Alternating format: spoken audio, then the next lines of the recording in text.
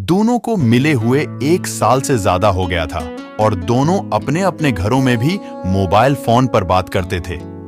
दोनों की बहुत गहरी दोस्ती है और कॉलेज के जमाने से ही ये बहुत गहरी दोस्ती है। अब हम दोनों मुझे एक साथ क्लास में ले जाते थे और रोज कॉलेज आने की वजह से हम दोनों क्लास में अच्छी शहरत पर पहुंच चुके थे।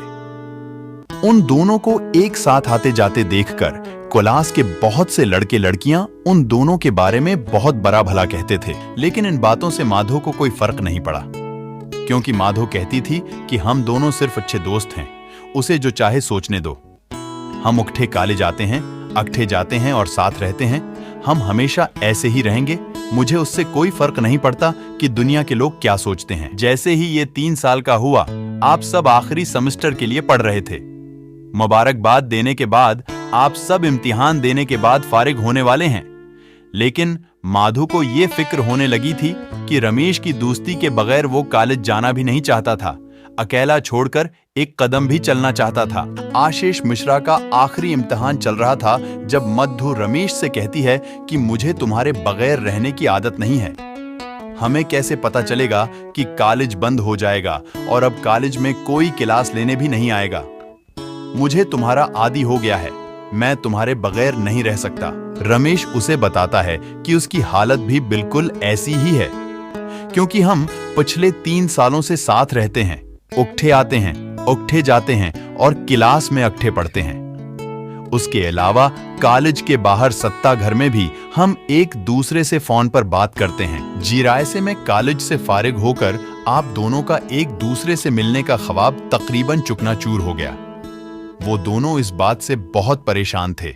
वो सोच रहे थे कि हम दोबारा एक दूसरे के साथ कैसे रह सकेंगे। आखिरी तहरीरी इम्तिहान जारी था और इम्तिहान के वक्त शाम हो चुकी थी। शाम को जाते वक्त माधो और राकेश ने ज्यादा बातचीत नहीं की, क्योंकि मधु के वालिद उसे कॉलेज ले जाने आए थे और जैसे ही वो गोर से पैसे लेकर निकले, वो अपने वालिद के साथ मोटरसाइकिल पर अपने घर चले गए। घर पहुंचते ही माधो को बहुत दुख हुआ कि वो अपने पुराने बेहतरीन दोस्त से बात भी नहीं कर पा रही थी। फिर माधो अपने घर वालों के जाने का इंतजार करती है। जैसे ही घर वाले जाते हैं, माधोर अपने कमरे में जाती है और राकेश को फोन करती है। जैसे ही वो फोन करती है, राकेश एक ही घंटी के साथ फोन उठाता है और कहता है कि मुझे मालूम था कि आप जरूर फोन करेंगे। उसके बाद मैं कहता हूं, मुझे माफ कर दो, मैं कॉलेज में तुमसे ज्यादा बात नहीं कर सकता था, क्योंकि मेरे वालिद मुझे लेने आए थे और कह रहे थे जल्दी घर आओ, मुझे बहुत काम है। उसके बाद वो कहती हैं कि मुझे आपके बगैर बिल्कुल भी अच्छा नहीं लगता। उसके बाद राकेश भी कहते हैं कि मैं भी ऐसा ही महसूस करता हूं और मेरे दिल से हार भी ऐसी ही है। फिर माधो कहती है कि ऐसा लगता है कि हम दोनों को प्यार हो गया है और अब हम एक दूसरे के बगैर नहीं रह सकते। जो वक्त गुजर रहा था, वसीम को लगा कि उनके दरमियान फासला इन दोनों की मजबूरी बन गया है, क्योंकि वो दोनों बगैर कॉलेज के एक दूसरे से मिल नहीं पाते थे। अब वो दोनों ज्यादातर वाटस ईप कालंग और ऑडियो कालंग के जरिए बात कर रहे थे।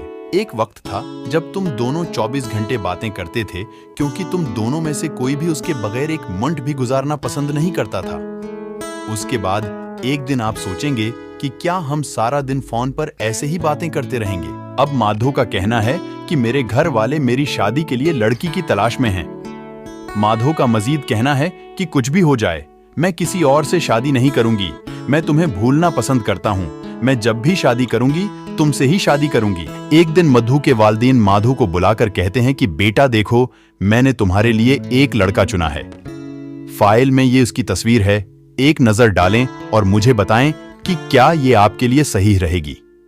ये सुनकर माधो को बहुत गुस्सा आता है और कहता है कि उसके लिए लड़का या इस जैसी कोई चीज तलाश करने की जरूरत नहीं है, क्योंकि मैं जब भी वली बनूंगा तो अपनी पसंद के लड़के से शादी करूंगा और मैंने अपनी पसंद के लड़के को बहुत पहले पसंद किया था।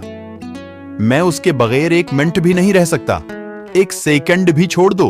इसलिए मैं किसी और से शादी करने का सोच भी नहीं सकता।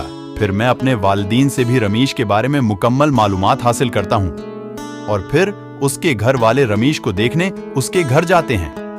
दोनों खानदान काफी देर तक बात करते हैं और आखिरकार उनकी मोहब्बत जीत जाती है। दोनों के घर वाले उनकी शादी पर राजी हैं।